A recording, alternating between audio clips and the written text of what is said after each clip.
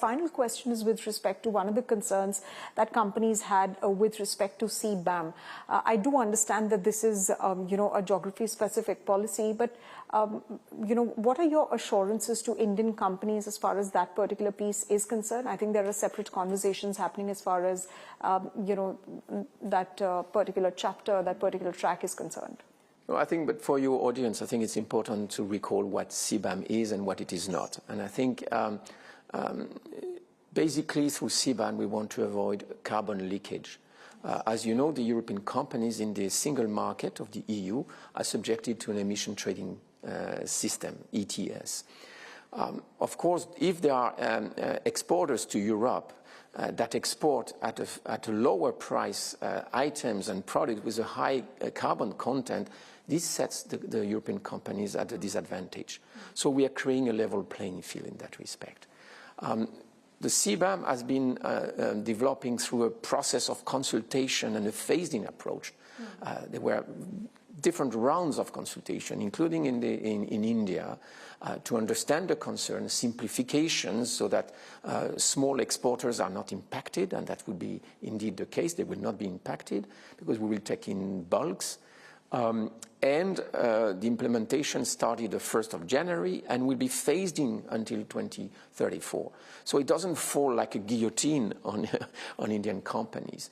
There is one sector which is, let's say, the most important in terms of carbon content or in terms of export to Europe is steel and iron.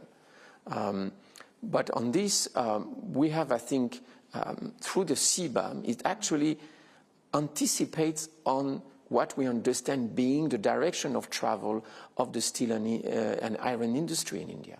They want to reduce the carbon content because they know that the future lies there.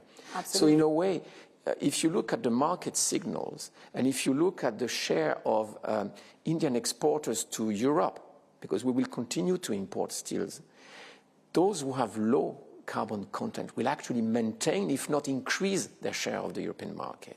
And I think that is the important message. This is the incentive. And as far as the CBAM, we'd always said, it's not a punishment. That's not the design. And it's certainly not a protectionist tool. We would have designed it differently if we wanted to really to be a protectionist tool.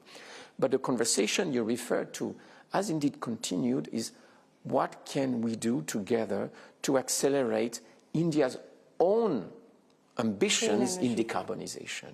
And that's the reason why in the context of the FTA negotiation, we also discussed what can we do. And we put out a 500 million package that will precisely serve this purpose of supporting and energizing India's own ambitions in decarbonization.